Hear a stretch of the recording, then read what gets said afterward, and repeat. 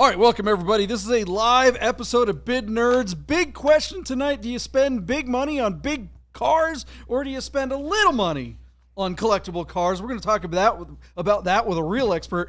Wait till you see who we have as a guest. This is Bid Nerds. The bidding starts now. Bid Nerds is your YouTube car game show. Welcome everybody. My name is John Polnick and I will be your host for the next hour here on Bid Nerds, coming to you live from the Container Park in downtown Las Vegas, as well as Michael Deeb in San Francisco. He's on the far end of the screen, way over there. Michael Deeb, we have a special guest. Who is that with us tonight? I'm so excited. For the 1% of our audience that might not know who this is because they were on a Russian satellite since Y2K. Welcome to the show, Ryan Friedman of Ryan Friedman Motor Cars in New York City.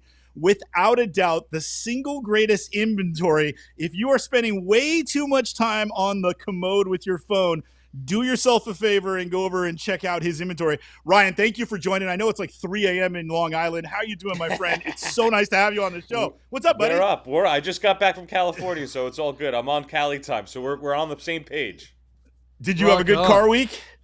Oh my God. I was at Car Week, then I came home for a week, and then I went back out with my family, and then just happened to be doing car deals every single day, meeting with customers. I happened to end up on a Saturday, and then Sunday morning I called an Improv Cars and Coffee. 20 cars showed up. We rallied to Malibu.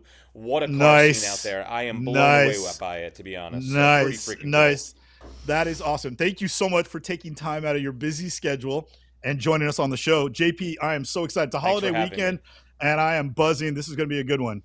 All right, guys, if you are new to the show, welcome. Thanks for hanging out, and I'm sure you're probably here because of Ryan, not because of either of us nerd yahoos over here. But what we do on the show is we find the most interesting cars from all the automotive enthusiast auction sites like Bring a Trailer, Cars and Bids, P-Car Market, and more. We analyze those listings, and we make predictions. What will happen as a result of those listings that we analyze? And we always start off every episode by going back and looking at the predictions that we made on the last episode. That's right. We hold ourselves accountable. How weird is that on the internet? All right, and let's get to it. We got the Nerd Herd lining up to play along. If you are watching this live, make sure you introduce yourself in the live chat. That's where all the real experts are. Let's get to it. Michael D, what was the first car we analyzed on the last episode? Let's see how we did. All right, Ryan, we're going to throw you right to the fire. Check out this 1988 Ferrari 328 GTB that has been treated to a 288 GTO body kit. The disappointing fact here is that it's still a normally aspirated 328 drivetrain. So not a real 288. So it's a 288 body kit on a 328. Yeah, exactly. And wild. it still has the 328 drivetrain. They didn't even slap turbochargers on it. This is also done. It's built on a car that has a branded title. It's a salvage rebuilt title. So instead of scrapping the car, they decided, you know what? I'll buy a 288 GTO body kit, slap it together, and put it back on the road. Now, who made the body kit? I don't know who it is, but I know Norwood out of Texas does the one where you actually stretch the wheelbase of the 328 platform. This is not one of those cars. This is one that is still done on the traditional 328 wheelbase. So the car is showing 2,900 kilometers, 1,800 miles shown, normally aspirated, GTO body kit, salvage title. JP, we admired the car, and we wondered aloud, now that GTOs are touching $3 million, would somebody pay big money for a kit on a salvage title donor car? Classic.com tells us that if the 328 GTB didn't have a salvage title and didn't have a 280 GTO body kit, it would be $136,000. Other than that, there's very little data to determine what this car might sell for. Looking at the finished product in the pictures and knowing how much everybody wants to rock a limited edition Ferrari, I thought this car had a chance to get to $175,288. JP took the under, his bid $136,000 even, and John Ficara was our third nerd, guest host on the last show. His bid came in right underneath JP's at $135,000. So Ryan Friedman, since I'm talking to you, which is awesome, have you ever sold a real GTO? Yeah. No, oh, really? Okay. I think it's too low. low. All right. So have you ever sold a real GTO? And give us a number for this car running on Bring a Trailer just a few days ago. I mean, I think it's, I don't know why. For some reason, I think that's that cool factor to it. You never know. It could be that wild card, but I could see somebody paying over $300,000 for it, as crazy as that sounds. So is that your bid? 300 grand? Are we going with that number? Yeah, let me go in with 300. Let's see. 300. Right, so, wow. Yeah. Ryan's coming in hot, and Ryan out there. Ryan has met some guys that are willing to part with $300,000 for some questionable decisions. Our car hammered for $150,000 where it's sold on 37 bids. Considering the salvage title, considering the 328 performance, despite the GTO looks, JP, do you think that's well bought or well sold? Well, there's a lot of discussion after the sale on this one. You usually don't see a whole lot of chatter once the auction's done, but there was a lot of, pearl clutching going on by the old school Ferrari types who are like, oh, it's not real. People are going to be, if you have this car, you're going to be followed with questions for the rest of the time that you have this car. Is it real? And then they're going to ask if your watch is real. And then they're going to ask if your wife's boobs are real. And then they're going to ask, it's like, God, shut up, guys. Ryan, what do you think of the results of this? And what do you think of that type of world? I think it's an amazing cheater car. I think if it was a Porsche that had some sort of kit, like a fake, like even if it was fake made roof stuff or other stuff on another brand of Porsche, even Lamborghini, you're seeing like Ed Bolian and my buddy Doug from Switch Cars, who's picking up that Diablo that was redone. All those cars in those worlds are doing in the threes, which yes, may be crazy, but it's a good cheater car for what it is. And I gotta be honest, that car looks really good. It has eyes to it. And yes, in Ferrari world, you have these people that feel it's sacrilegious, but it's a conversation piece when you go to a car show. It's freaking awesome. Like, you couldn't build that car for $150,000. I'm really sorry. Like, maybe you could buy a junk one, but the time and effort and labor hours. So whoever got it for that for $150,000, I think it's a great car for the money to enjoy, to go to a car show, a great conversation piece. I think you'll meet a lot of awesome people from it. It's a lot of cheap thrills for $150 grand. That group of old school Ferrari type of people that you just mentioned, we talk about that kind of person all the time on the show.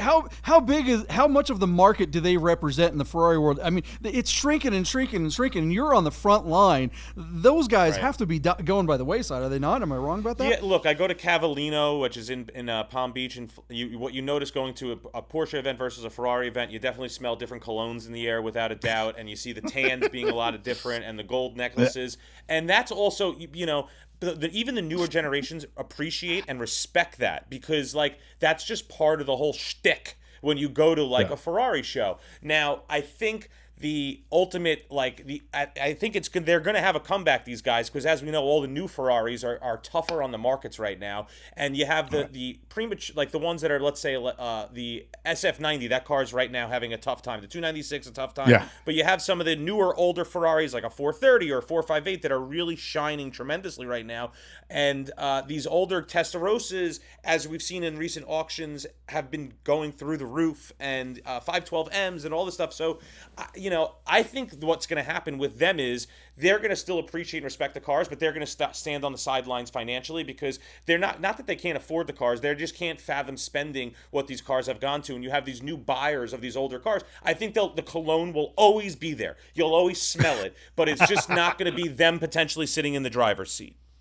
Got it. Yeah. What do you? All right. Good take.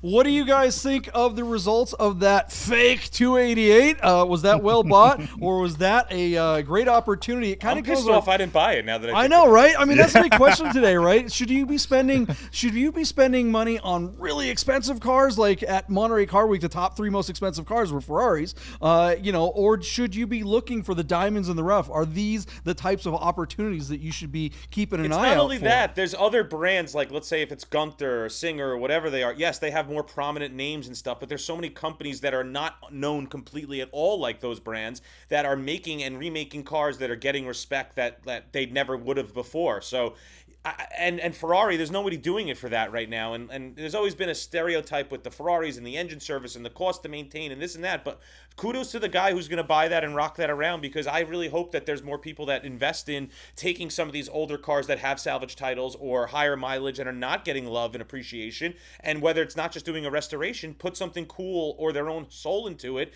Because at the end of the day, what I represent and what I love is all people coming. I don't really care what you come in, if you repainted it or whatever. Like, if you're loving it and you're loving cars and you're in the same subject matter of me and my kid and friends, That's awesome. I'm here to listen, and I'm here to like embrace what you bring into the car show. You know. Awesome. No awesome. judging. No judging is my point. And that's why, Very Ryan, good. you're a nerd. You're our people. All right, let's get to the next go. car. What's on the Let's list? go. Speaking of respect, does this next one garner any respect from the nerd herd? What do we got on the list, Deeb? All right, JP, I have to pander to one of my clients. It is a 2024 Jeep Wrangler Rubicon X 4xe in the eye-catching shade of high-velocity clear coat. On a clear Montana title, this was the first car that I ever listed on Cars and Bids. Just 16,000 miles. The car is basically presented as new. We did run it with a reserve, but my client was very anxious to yank that reserve the morning of the close and ensure that the car would sell, and there we go. So, JP, without further ado, our friends at Classic.com tell us that the Wrangler Rubicons are bringing $63,000 in the secondary market from 2024. However, most of those cars have the Hemi, not the hybrid motor. I thought, actually, I recused myself from bidding. JP, you bid $52,000 at Hammer for this car. John Ficara joined us as third nerd. He bid $51,995. We're going to throw you again into the fire. Ryan, has Ryan what's the mileage Friedman on it Motorcars- again? 16,000 miles on a 24. What would be your bid on that car on Cars and Bid site? 56.5. And what do you think of the bid. 4XEs? And what do you think of this? Tell us about what you think of this car. Me? I think it's freaking awesome. I think the colors. Listen. I think at the end of the day, it's a little bit of a weird truck but I think it still has the look, and I think some people want a new Wrangler that you could take the top off of, and I think that the Rubicon gives it that also cool look. So I think it fits in that enthusiast but spec type thing. But it's still, even though it's expensive relatively, it's still at a good price point compared to the Broncos and other things that are out there that are awesome trucks. So, but the hybrid is definitely something that's interesting. All right, all three bids are in the 50s. JP, my client is going to be pissed so I can get it to that number. Our car hammered for $42,001 where it's sold on 34 bids. JP, what do you make of that result? I mean, again, we're just talking about, we're pushing tin here. What do you think? Yeah, I mean, this isn't really a special vehicle by any means. This is just a used car, and there are plenty of brand new ones. In fact, there's probably about 250 days supply of these darn things. These are not popular rigs, so you could probably go get a brand spanking new one in the 50s, even though these I have, a sticker of somewhere in the 70s. I think you did well, Deeb. I think this car once again proves that good listings bring the most amount of money for, let's call it, mediocre cars, right? You went out and took great assets, they're great photos, you got a little video, you presented the car as transparently as possible, and I think for this platform, I don't know if it would have done any better on BAT. I think Doug DeMuro did just fine. This is kind of a weird rig, and this kind of seems to fit into his demographic and his audience. What do you think of the result, Ryan? Yeah, I think at the end of the day, I think it was a decent result, but although it's not really fully my market, but I think it's one of those, if the right guy's there to buy it and bid that day, then it could do whatever, and you get two people fighting, it changes, but ultimately it's a cool truck, then somebody got a cool, new piece for to put in use, so. There you go. There's deals to be had out there. All right, let us know what you guys think of the results of that 2024 Wrangler 4xe. Let's move on. What's the next car? Yeah, shout out to Cars and Bids. We had a really great experience, and thanks to the Nerd Herd, everybody that jumped on there and bid to help kind of get us going and solidify a relationship with the platform. We really appreciate it. Our client, JP, is very happy. JP, we took a look. We're going to circle back to a 2003 Porsche 911 Turbo Coupe. This is an X50 car. It's a 6-speed manual. It's polar silver. It looks to have ceramic brakes, which would have been a standalone option on an X50 because it's not an S. The car does have 53,000 miles. These are beautiful studio shots, an excellent presentation out of Costa Mesa, California. Super nice car. I know Ryan Friedman's got a couple of smoking. Oh my God, I just erased my. What's the mileage on this one? 53,000 miles at the moment. And let's see. Yeah, I know right now Ryan's got a couple of really low mileage cars that are beautiful, but this one looks like it ticks all the bells with fair mileage. Could be a great driver car, not necessarily something you'd speculate on. JP, without further ado, and I got to jump over here to another platform. I bid on the car. Let's see. Sorry, John, I've lost my platform for 1 second.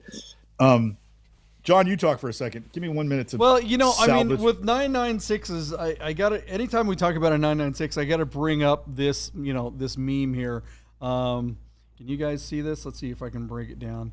This is the 996 meme right here. For those of you who are just listening, it's the Civil War meme where the guy is standing in front of the dude with the machine gun and the red glasses, and the first panel says 996 driver, and the guy says, I drive a 911. And then the second panel, the red glasses guy, and he's labeled as the air-cooled 911 driver, and he's holding the gun. He's like, yeah, what kind of 911? So I feel bad for 996 drivers because they really I feel like they're just always kind of struggling to be seen and be heard, and there's not nearly as much respect as maybe they deserve. Deeb, what did we bid on this particular 996? And I can't wait to see what Ryan bids on it. Where did we think it would go? So Classic.com says that the average selling price of a manual 996 turbo is just $66,000. This car being Polar Silver, fair miles, the X50 package, and the ceramic brakes, I thought this car would come very close to breaking $100,000. My bid, just $99,000. JP, you took the under at $91,996. And John Ficara joined us on the last show as third nerd.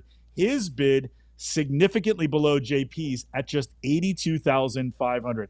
So this one, Ryan, I know is right in your wheelhouse. It doesn't have the crazy collectible low miles, but this is a very tantalizing driver. And 996 turbos, I think, are having a bit of a moment. I know you've got some special ones.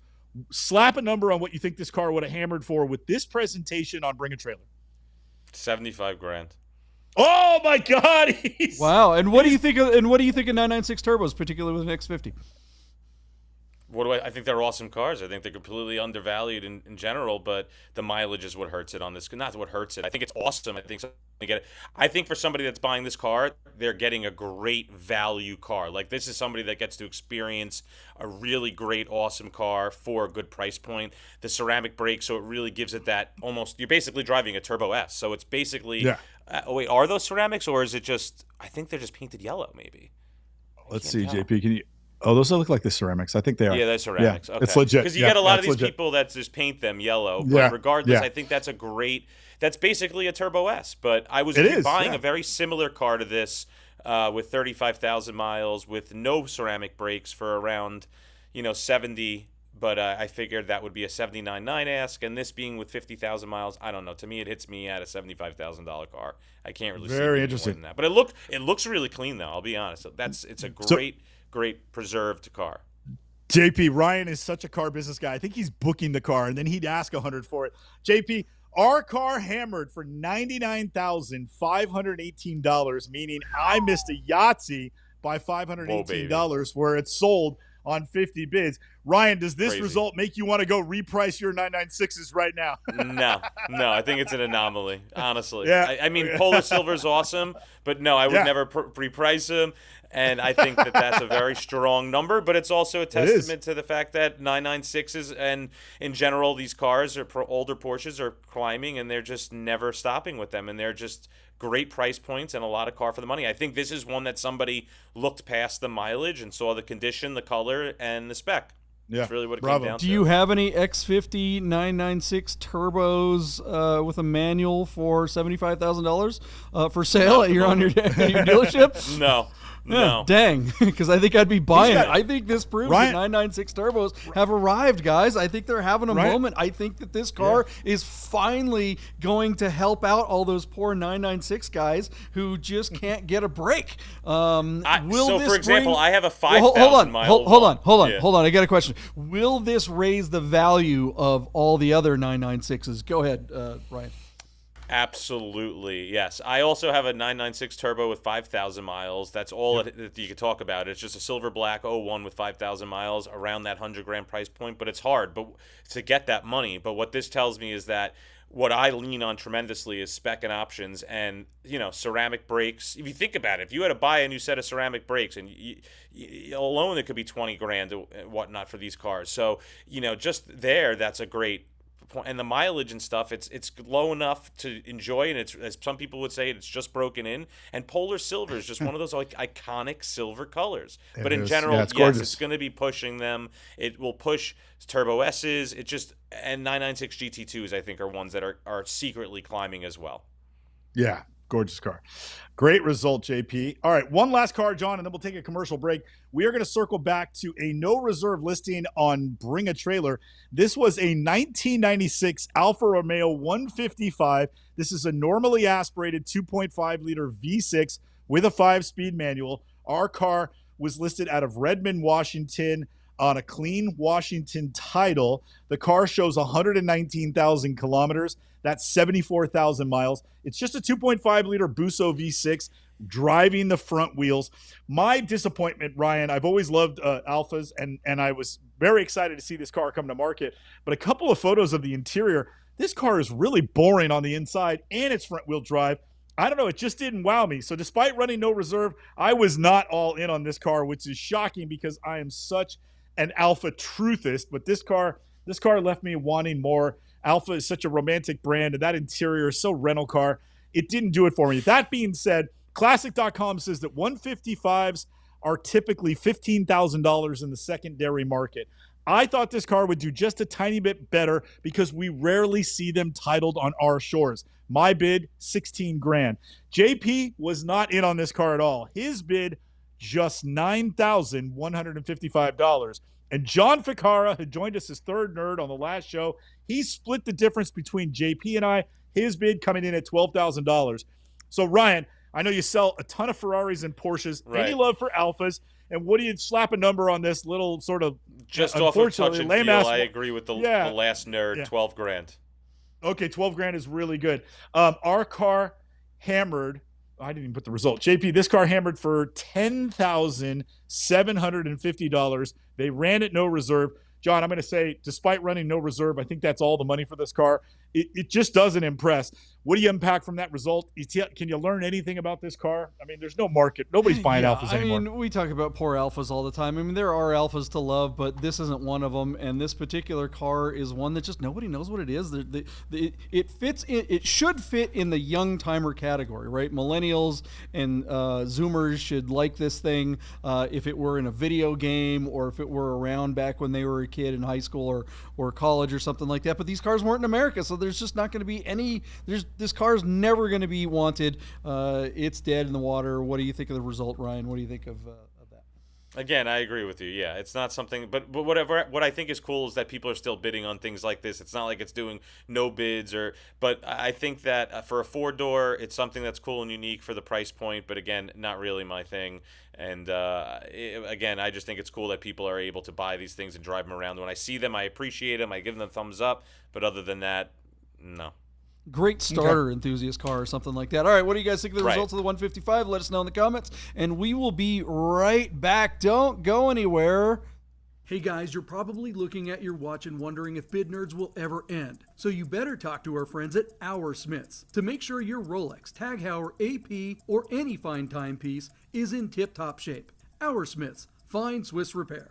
Hey guys, Vegas Auto Fest, presented by Lamborghini Las Vegas and Audi Henderson, is the most Vegas car show of the year. And it's happening at Red Rock Country Club, September 13th. Cars, food, music, showgirls, and amazing prizes. Tickets start at just $20. Kids under 16 are free. See you at Vegas Auto Fest 2025. Vegas Auto Fest is September 13th at the Red Rock Country Club, presented by Lamborghini Las Vegas and Audi Henderson. Vegas Auto Fest, the drivers are coming.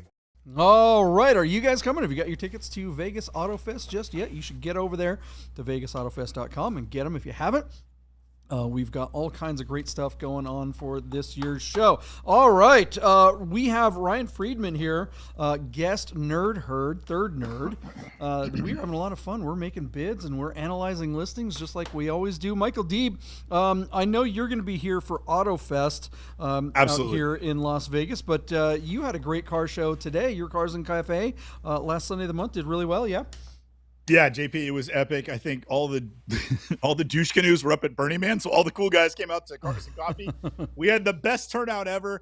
Big shout out to Sean Manchester, the guy who I kind of collaborate with. The little Pacino coffee truck was going crazy. We have an Airstream that we're serving donuts and coffee out of, and we had a massive turnout. JP, we had, I think, 75 to 80 cars, and it was great, and the Porsches were just lined up. It was absolutely fantastic. So thank you to everybody that attended. All right, we had a great little show in Las Vegas as well. I was not there, a little bit under the weather today, so shout out to our good friend Buddha, one of the Nerd Herd who kind of ran the show for me today over at the Good Wolf. So again, we always have Cars in Cafe the last Sunday of the month in Las Vegas and also in San Francisco. So if you're in town the last Sunday of the month in either of those places, come and say hello. All right, let's get to it. We've got bids to make and listings to analyze. What is the first car on the list, Michael Deeb? All right, Ryan, I know if you're not familiar with the show, you might not appreciate how much JP and I pick on P-Car Market. Your boys out there in Oyster Bay treating everybody like they're in the box with a closer at a Dodge store. But they have a new regime at the helm. They've been, it looks like they're selling fewer cars, but a nicer caliber of vehicle. And of course, we scrutinize everything. So anytime they bring something that we would actually drive ourselves, we tend to see what they will do. Ryan, I picked a couple of cars to pander to your inventory and a couple of cars that are in your wheelhouse. Check out this 2010 Porsche 997.2. This is a C4S coupe with a 6-speed manual. These cars are kind of hot right now. The nice ones are bringing six figures. Our car is showing 91,000 kilometers because the car is available out of Chilliwack, British Columbia, out of Canada. So as I just quickly go over this car, obviously the .2s are hot. There's no IMS bearing. These are really good cars. It's an S. You got better suspension, better brakes, better motor. It's a 6-speed manual. And the C4S gives you the wider body style. These cars, every time you look at one, you're like, man, that one looks really good. And you might not have noticed it was a 4-wheel drive, but you noticed that it's got broad shoulders. And these are sexy cars. I love 997s and make mine a 4. I as much as I don't want to drive a 4-wheel drive, I just think these cars are so pretty to look at. I deal with that. So a nice car, fair mileage, decent presentation. It's on P-Car Market, strike 1. It's in Canada, strike 2. As we pass the ball to JP and then eventually get to Ryan, when we come to you and we start to talk about the cars, one of the questions I have that will come to you is, what are the tariffs these days for bringing a car down from Canada? It used to be that if it's 25 years old, it'd be pretty easy to bring in. But now with the new tariffs, does it make these cars, does that sort of ruin the potentiality of bringing a car in and titling it in some of the states in the lower 48? Obviously it's not coming to my state in California because we're a dark republic that doesn't want to have fun. But there's some states that you might be able to bring this car in. JP, I know you've owned a couple of these. What do you like about the car you see here? I know that the seller states that there had previously been a wrap on the car. As the wrap was removed, there had been a tiny bit of damage to the clear coat. So then some places they did some touch up and they reapplied some clear coat. The car looks decent. That's a fair disclaimer to say, hey, it's not perfect, and this is the reason why. But, is the car attractive enough that somebody be willing to eat the tariffs and bring the car down? Because let's face it, there's just not that many of these down here to choose from. JP, we'll start with you, and then Ryan, again, anything you know about the tariffs and bringing these cars in. I know you deal in this kind of metal. Where are you at on this car? 997.2 C4S. JP, this is my sleeper. I love this thing. It's 25%. The tariff is insane. This car is DOA. There's a 2.5% duty or something like that on these. So I mean, this is just P-Car Market once again wasting everyone's time. At this point, why would any of these auction sites accept a listing from Canada, our friends up there north of the border? I think it's absurd. I don't know. How are you dealing with that, Ryan? So we brought over a car recently from Canada, but it's all relative, meaning like if you're going to be able to buy it at a better price. But yes, 25% is a tremendous add-on that just doesn't make it possible for profit or even to enjoy the car, meaning if somebody wants to find a car to bring it over. But, these tariffs in the beginning were a lot unknown and it was gray areas, but now it's pretty in print that it's 25% and it's not worth it to bring over. If it's a really special car, I've seen a lot of people cancel deals. I've seen a lot of people, but it's also affecting the fact of like whatever the prices are in Canada, they're trying to find some sort of middle ground. So let's say if you're not, you bring down the price from Canada and you're willing to pay a little bit more to bring it. So maybe you're paying 15% difference in the total margin gain, but still it's not worth the push-ups. You can find them out here. And this car has some higher miles as well. Not super high, but higher than, All right. Well, Deeb, Ryan, what do you think it's going to break? All right. So here we go, JP. Our car is currently sitting at just $36,997 on 3 bids. The car basically closes in 2 days. Obviously, tomorrow is a holiday. Almost nobody's closing or hammering any cars. So really all the hammers begin on Tuesday. This car will close on Tuesday. JP, again, I'm going to give you numbers based on the idea that if this car were here. Our friends at Classic.com tell us that a C4S manual from the 997.2 era is a $70,000 car.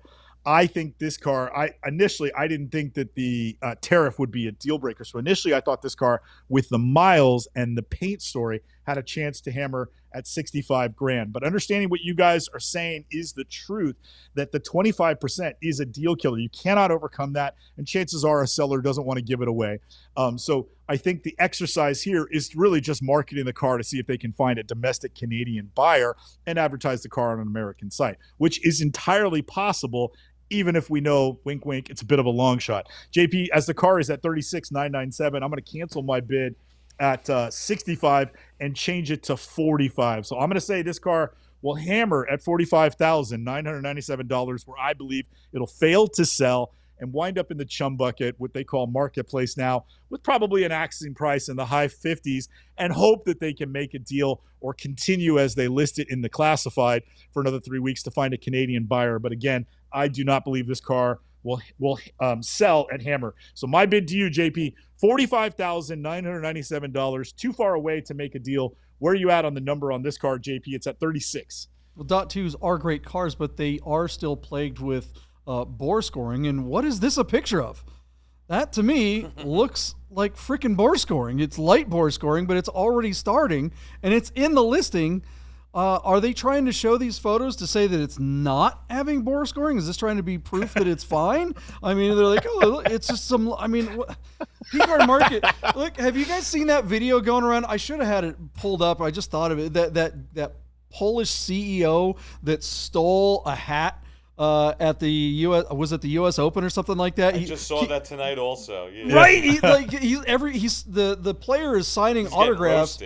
Oh, he's getting just totally flamed. Of course, the internet outed him. This kid and the pen. You saw the pen. He had the right. The pen. Yes, the pen. But it's the kid. The guy takes the hat off and he hands it right to the kid, and this grown-ass man snatches the hat and puts it in his bag, and the player didn't realize that happened. He goes off, and he walks away, and the kid's like going, what the hell? And the internet's going... The guy gave the pen back to the guy also.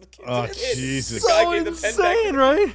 Have you heard the response? So now the idiot has been outed, right? He's been doxxed, and he's playing the victim. He's like, it's only a hat. In our country, you're slandering people. It's like, oh, dude, you are doubling down on the internet. Prepare to be fried. That's P-Car Market in a nutshell to me. I just feel like they're that guy that stole the hat from the kid, and then when you call them out on it, they think they play victim. This is just a waste of everyone's time, as per usual. Ryan, that's a lot. Oh, I didn't give a bid. I'm gonna say 40, and there it is. What's your bid? So if it was already on U.S. soil, I would think it would do $85,000 because these 997.2s are just so demanded, regardless of paintwork, regardless of any other what they're showing with the bore scoring. Every car's got a degree of it that does look light, but their intentions could be perceived however they want. But the way it sits now, my bid is going to be $67,500. You think it actually gets to 67.5, and you think the seller might be reasonable and so on? Okay, there's going to be a tariff on there. That's a possibility, right? Yeah, that's good. It's strong. It's strong, but these cars are strong. Yeah. So we'll see. We'll see though. We'll find out. They just didn't make very many 997.2s with 3 pedals, and that's what just makes them so desirable. All right, let's move on. The banks were all closed, JP. Yeah, that's right. The banks What's were the all next car closed on the list? No. All right, JP. This one, I can't wait to read the notes that Ryan made for us on this car. Not this Ryan, but Ryan, our intern. JP, feast your eyes on this 2024 Mercedes-AMG G63 Brabus Widestar, twin-turbo V8, all-wheel drive, numerous Brabus modifications. Who drives that? Tiffany blue interior. It's a featured listing on Doug DeMiro's Cars and Bid site. I'm going to read a few jokes, and these are all from Ryan. This is the best way to announce to the world that your new money. Gosh dang, this is hideous. More fake scoops than Fox News. And Ryan Friedman, can I finance this for 360 months? Oh my God! This is brutal. This thing is just so this brutal. This got to be DJ Khaled's car or something. Right? Absolutely. I mean, it's like Doug DeMiro, who his audience is usually a bunch of Zoomer nerds, guys. But I think the only audience for this car. Do OnlyFans stars shop on Cars and Bids? Do they even know what it is? Yes. That's who's buying. That's the market for this. Yes, absolutely. Hit it on the head. This Right? is for a 23-year-old girl that's making $42 million a month. So here we go. JP, our car is sitting at $215,000, $215,786 on 14 bids. And again, JP, the theme tonight, it closes in 2 days. It's going to close on Tuesday on a clean Ohio title with 22,000 miles on the odometer. Our friends at classic.com, JP, they tell us that these cars typically bring $274,000 in the secondary market, and we're already at 215. So JP, I still think this car gets another 40 grand or something. So I'm just going to go 250 and leave it there. I don't know if that's enough to get it sold. My opinion is at 215, you should take the money and run, but that's just me. JP, what's your bid on the Tiffany blue interior Brabus G-Wagon? 250 to you, JP. It's at 215 now. Is this a dealer or a private seller that's selling this thing? Oh, good question. Good question. Is And private what did party this start on? A 63? Yeah, it's a G63, right? under there. Yep, under there. Did you say it's a private What's party? the mileage? Yeah, private party, 22,000 miles on a 24.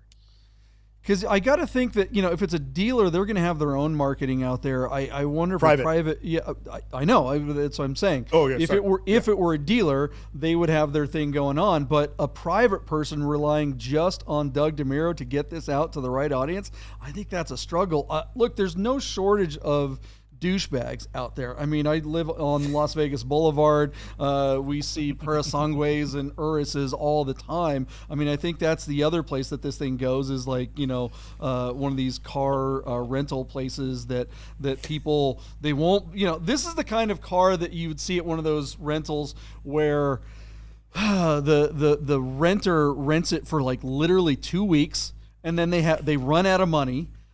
They tell everybody that it's their car while they're driving it around, and then they bring it back to the rental place, and they survive on macaroni and cheese for 2 weeks. They give the car back, and then once they get their next paycheck or whatever, they go out and rent it again for another week or two, and just to try to keep that image going. I know of a guy who runs a rental car place here in Vegas, and he deals with that all the time with Urises and Huracans. So why not with one of these? Compared to an Urus or a Persangue or however you pronounce those things, under 300, I think this is actually kind of a deal. There's dealerships here in Vegas that would probably do well with it. I'm going to go above you. I'm going to go 255 and hope that the seller is smart enough to take the money. What do you think, Ryan? 240. I don't know why I'm just thinking that number. Yeah. Do you think it sells? Do you think it sells at that price, or do you think the owners they can't be smart, right? No, I think this is a test for Doug to see what they do. If it does well, they can open the doors for all these customers and clientele for this type of cars. But I don't know. I don't see anywhere. I think the seller's expectations is closer to 3. But there you go. I don't think it's going to sell. Yeah, I kind of agree with that. I think they're looking for 302. All right, what do you guys think of the what'd you call it earlier, Deeb? The douche canoe or something like that? There it is. What do you think this G-Wagon will bring? Let us know in the comments, and let's move on to the next car. What do we got? All right, JP, right now as a premium listing on Bring a Trailer is this 2024 Porsche 911 Dakar in the Rough Roads Rothmans livery. Our car has 48 delivery miles, is listed on an Illinois title in the seller's name at a Lake Forest, Illinois. JP, for a little while, Dakar's dropped below 300 and they were struggling to break that mark. And suddenly this summer, the market has been strong and these cars are now bringing over 300. They're well above MSRP money. Our car, I think, initially was at this car was listed for $259,330. It is car number 206 out of 2,500 built.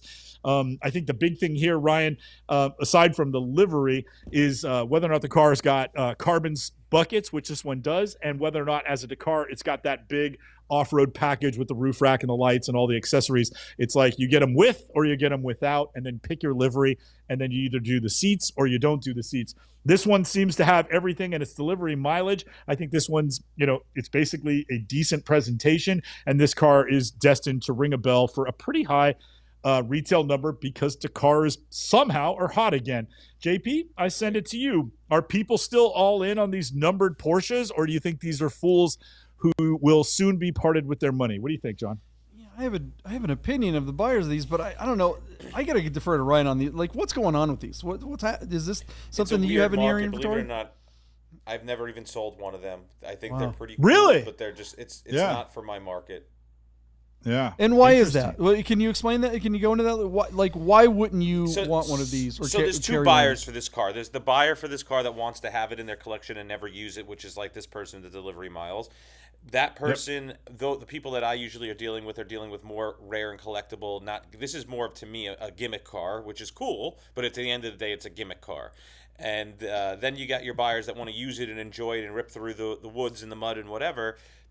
I don't really have many of those clientele. I have people that are from the 20,000 to 2 million that they like the cars, but even if they have them, buy them for me with 800 miles, like my customer that just bought a Frog for me with 800 miles now is 1,100 miles. He's using it, he's enjoying it, but he's not ripping it around like crazy. But for some reason, I find the buyers for me are like people that use their cars, but they also want to collect them.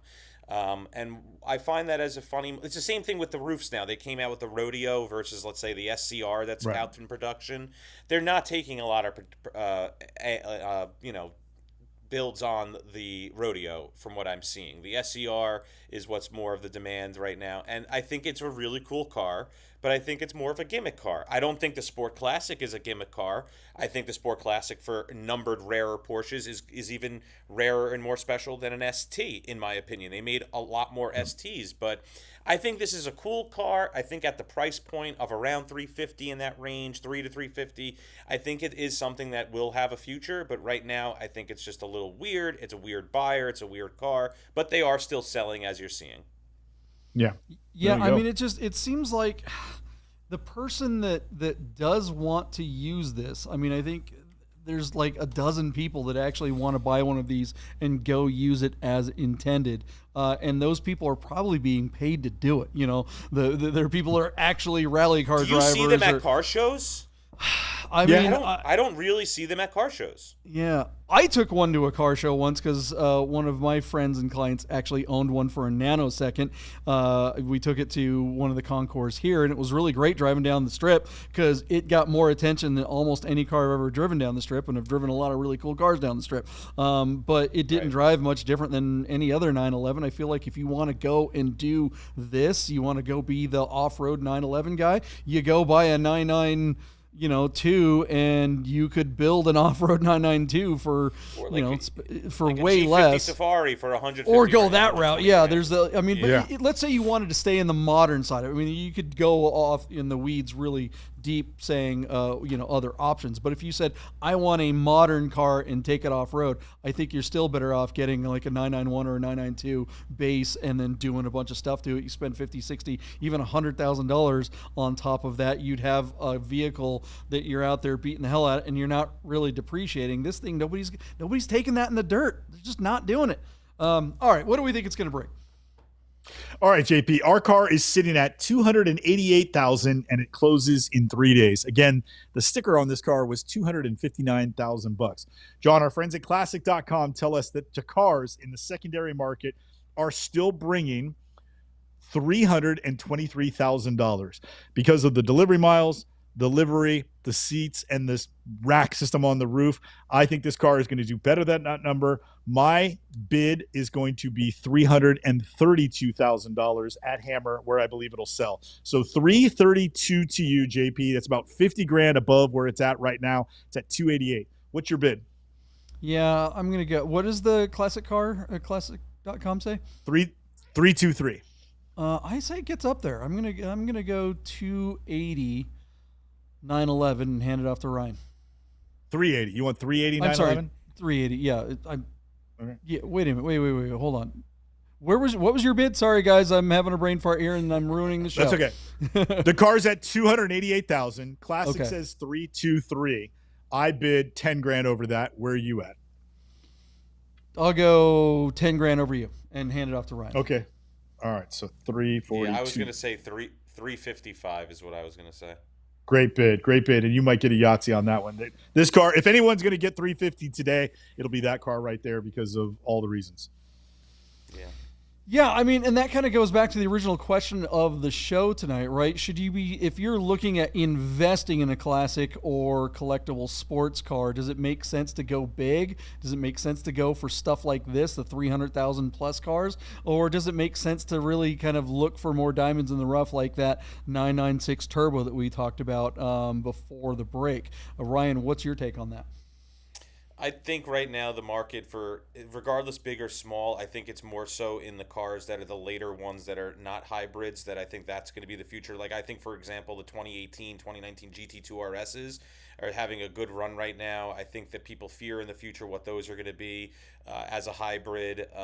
And for example, also the 911R, I think, is another car that's right now at a lower point on the higher part. I think it's going to be $1 million car.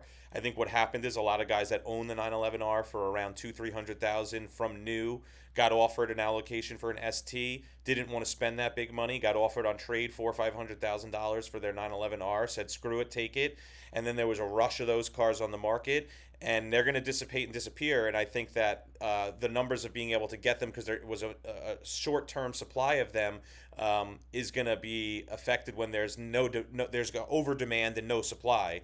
And I could see those cars climbing up. So I think it's keeping your eye on cars right now that are either being replaced by something newer, that let's say the Me Too crowd wants to get the newer ST. So what are they sacrificing to get the ST? I think that's a pick-me-up. And I also think cars that are going in the direction of that same gen being a hybrid, the generation before not. Similar to like the manual transmissions when they converted to only PDK, like a 997.2 turbo and they only made 296 of. I think those cars are still sleepers at a good price point in the $150,000 to $200,000 range. Very, very rare cars. So I think it's just really paying attention a little bit to what is so recently the previous generation. We don't really have that happen so often, because usually the previous generations are what people say, oh, we don't want that. That's the last of the best. Now let's get the new stuff.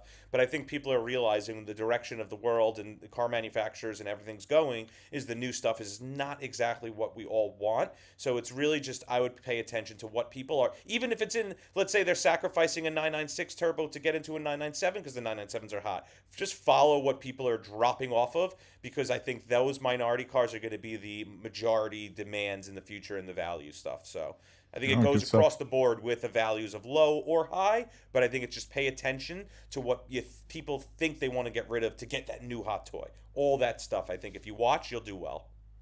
Nice. Yeah, all right. Well, then I think that's that'll be interesting to take and look at what the next car is on the list. Michael D, what do we got? All right, JP. Unfortunately, I have had to relist this modified 1967 BMW 1602. Previously a vintage race car. This car's got a hot little 1600 motor with twin carbs. It's got a very sophisticated suspension. This car drives awesome. If you're into a vintage momentum car, if you want to enter the genre and get your first sort of putt-putt from yesteryear to drive around, this is a fantastic example.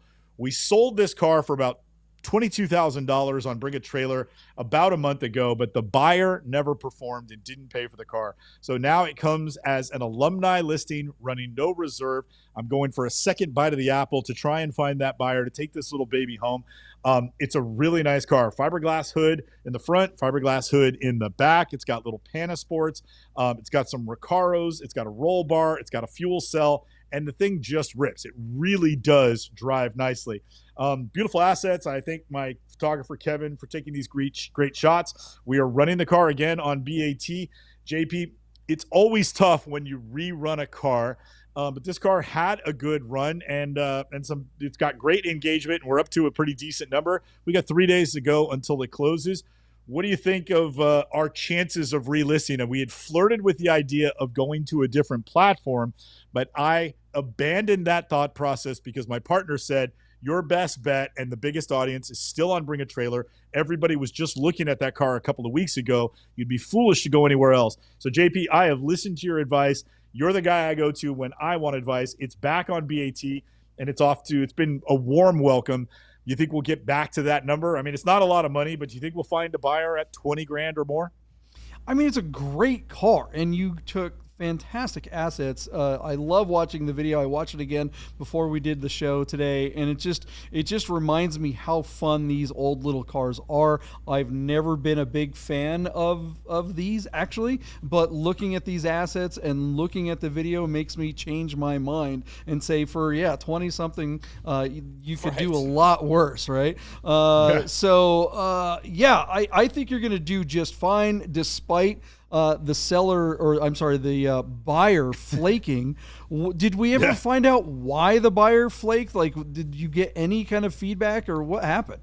No, he just bid on the car and then he had a panic attack. And he was like, I mean, this is so Northern California, Ryan, you're going to crack up. He was like on a retreat up at Mount Shasta, communing with nature. And he was in like a portal and all this. And I think he had like too much ayahuasca. And he literally, I talked to him like 2 days in a row and he just talked himself out of buying. I'm like, dude, I don't know what to tell you. If you don't buy this car, you're like hanging everybody out to dry. So unfortunately, Bring a Trailer had to blacklist this car. He cannot blacklist this potential buyer.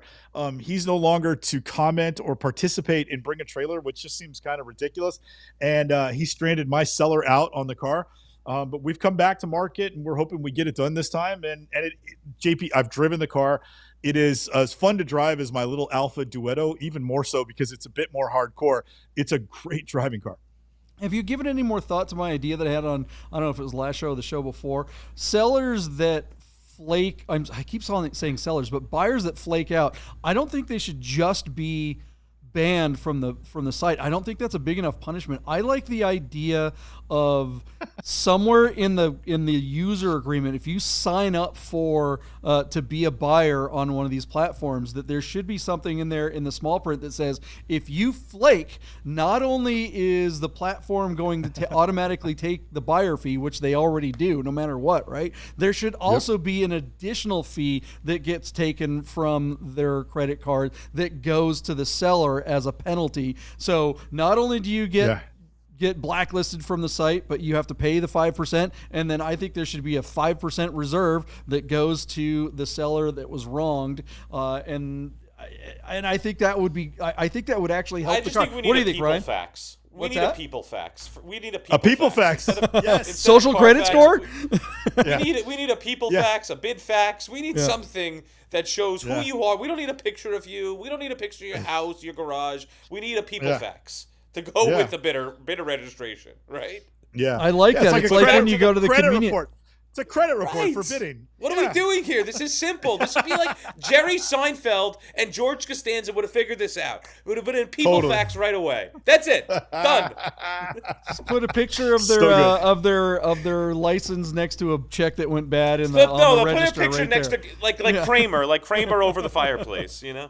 Oh my but God, back to the car, I think you're going to do equal, if not better. I think this type of car at this price point, I think it's a lot of car for the money, and I think the extra attention and extra eyes on it for coming back, I think you could buy a set of mag wheels for more that cost more than this for a Porsche. That's true. You can't. That's true. For 20 to 25 to under 30 grand, it's a lot of thrills for the money, So Absolutely. I think the extra eyes on it, you'll do well. I think my guess is like 23.5. I think you'll do just above where you were before.